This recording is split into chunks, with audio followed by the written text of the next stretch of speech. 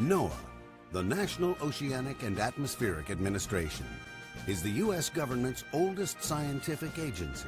NOAA's work reaches from the bottom of the sea to the surface of the sun. 172 foot in length. She's in a fine research ship.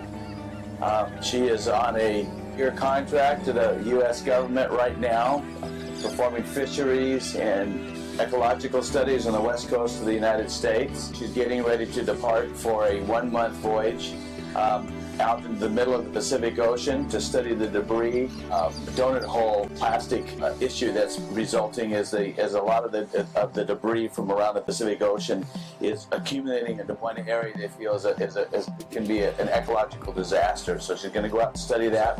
There'll be about 25 to 30 people on board for the next month.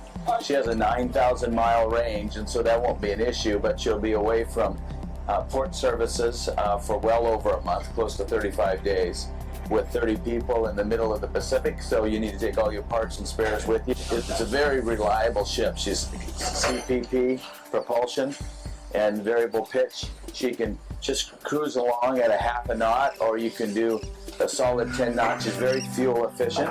She burns less than 800 gallons per day, which is for a 172 foot ship of this size and worldwide capability is very efficient, very quiet, very smooth running ship, and beautiful lines. One of the prettiest research ships in the world to date. Very expensive to rebuild, to create a new asset like this with a lot of fare and camber to the decks and fairing to the hull and the bow to the stern lines. It's a pretty ship. Large back deck area, which can be used for science work. It can be used for submarines, ROVs. And if you decided that you wanted a little bit less, it would be a great area for large lounges and so forth. The ship smells fresh. It smells like it's ship getting ready to go to sea. It's got paint and, the stores coming aboard and people preparing her, you can tell. And we carry marine mammal observers. We're always for some of our projects, and they use this area and then on top of the pod house for whale watching and protected species notations and making sure that we're integrating that data along with our fisheries and our ecological studies. Beautiful lines. I mean, gorgeous lines. Whether it's a research ship or a yacht or a combination vessel, it's rare to have that feel. You feel how the bow flows down and the pilot house rounds out. It's a beautiful vessel. And hydraulic driven anchor winch. The chains are a little rusty now, but vessel's in class, fully has a U.S. Coast Guard certification, which is rare, on top of it as a passenger vessel and research vessel. And then she also has ABS load line and ABS class. So all her machinery is cared for and maintained to the highest standard. And many a mile, an ocean expedition has been witnessed and experienced from this location, standing right here, all over the world. Nice boat. This is a nice boat. We have this cherry flooring in here and all the electronics. She's set up for. And of course, if you converted her over to a yacht, this would be a beautiful area for that. You could put a big settee area back in here, and you could turn this into a nice integrated pilot house lounge area here. They use this for navigation, for survey. Here's an integrated control and maintenance system. It monitors the generators and the automation of the machinery, generators, main engines. What a great area for a sun deck, and with the bimini up here and looking down over the bow. We're above the pilot house here. Good height, great visibility. She's got life vests because she can carry up to 45 people on board. She meets passenger ship criteria for her number of life rafts that she carries port and starboard. Science cranes and science equipment, a number of hard-bottom inflatable launches on here that are used, but primarily the A-frame is used for science, for deploying scientific tools, ROVs, AUVs over the stern. And then she has other various A-frames that go off the side. They're J-frames, they're single-legged J-frames, and those are for deploying scientific instrumentation for water quality, and current, and salinity, and coring devices, and that type of thing, off either side, port and starboard.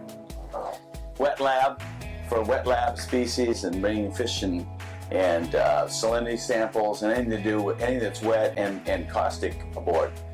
Set up for chemicals. This is where it's happening in the galley.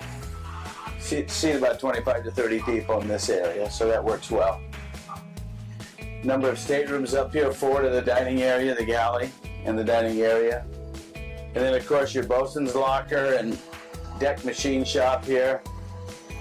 Being used right now preparing. She leaves in just a few hours for this next mission, and has been at sea for about 5 months working, and just came in a few days ago, and she leaves tomorrow, refuels and leaves tomorrow for that 35-day mission out in the middle of the Pacific Ocean.